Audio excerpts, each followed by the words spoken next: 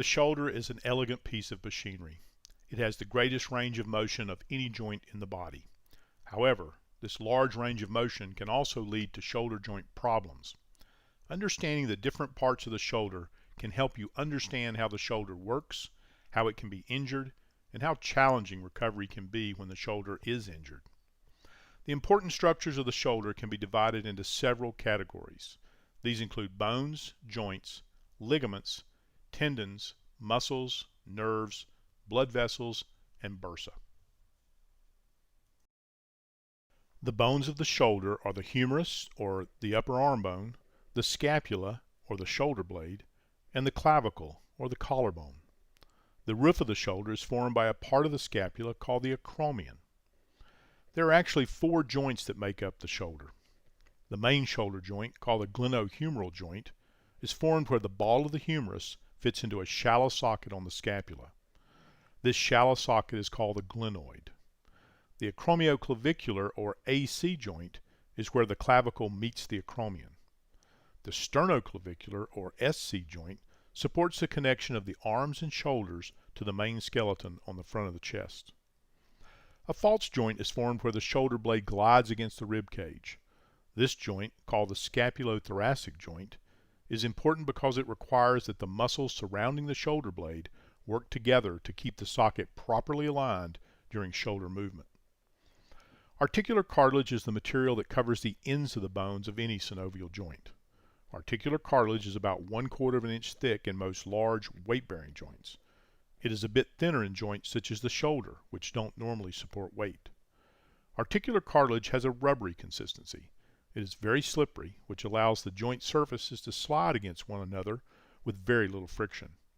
Articular cartilage functions to absorb shock and provide an extremely smooth surface to make motion easier. There are several important ligaments in the shoulder. Ligaments are soft tissue structures that connect bones to bones. The joint capsule is a watertight sac that surrounds a joint. In the shoulder, the joint capsule is formed by a group of ligaments that connect the humerus to the glenoid. These ligaments are the main source of stability for the shoulder. They help hold the shoulder in place and keep it from dislocating. Ligaments attach the clavicle to the acromion in the AC joint. 2 ligaments connect the clavicle to the scapula by attaching to the coracoid process, a bony knob that sticks out of the scapula in the front of the shoulder. A special type of ligament forms a unique structure inside the shoulder called the labrum. The labrum is attached almost completely around the edge of the glenoid. When viewed in cross-section, the labrum is wedge-shaped. The wedge shape and the way the labrum is attached create an elevated rim around the glenoid socket. This is important because the glenoid socket is so flat and shallow that the ball of the humerus does not fit tightly. The labrum creates a deeper cup for the ball of the humerus to fit into. The labrum is also where the biceps tendon attaches to the glenoid. Tendons are much like ligaments, except that tendons attach muscles to bones. Muscles move the bones by pulling on the tendons. The biceps tendon runs from the biceps muscle across the front of the shoulder to the glenoid. At the very top of the glenoid, the biceps tendon attaches to the bone and actually becomes part of the labrum. This connection can be a source of problems when the biceps tendon is damaged and pulls away from its attachment to the glenoid.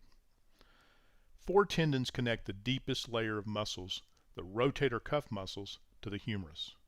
Just before these muscles attach to the upper end of the humerus, they join together to form a single tendon called the rotator cuff. The rotator cuff muscles lie just outside the shoulder joint.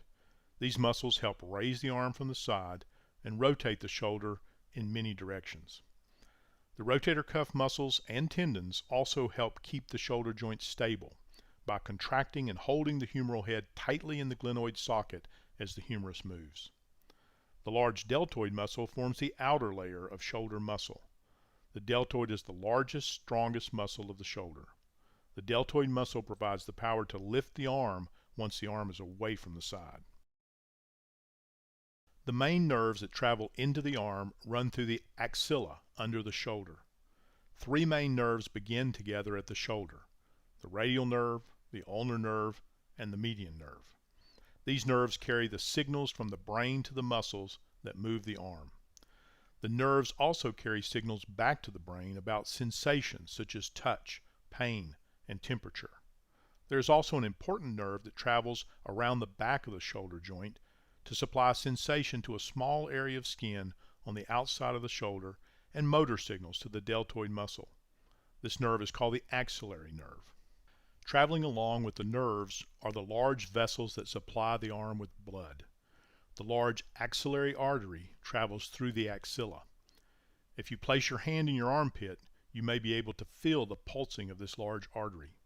The axillary artery has many smaller branches that supply blood to different parts of the shoulder. The shoulder has a very rich blood supply. Sandwiched between the rotator cuff tendons and the deltoid muscle are structures known as bursa. Bursa are everywhere in the body.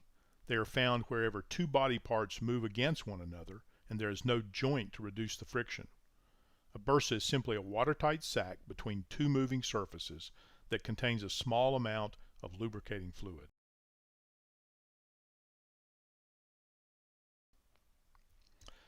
As you can see, the shoulder is extremely complex with a design that provides maximum mobility and range of motion. Besides big lifting jobs, the shoulder joint is also responsible for getting the hand in the right position for any function. When you realize all the different ways and positions we use our hands every day, it is easy to understand how hard daily life can be when the shoulder isn't working well.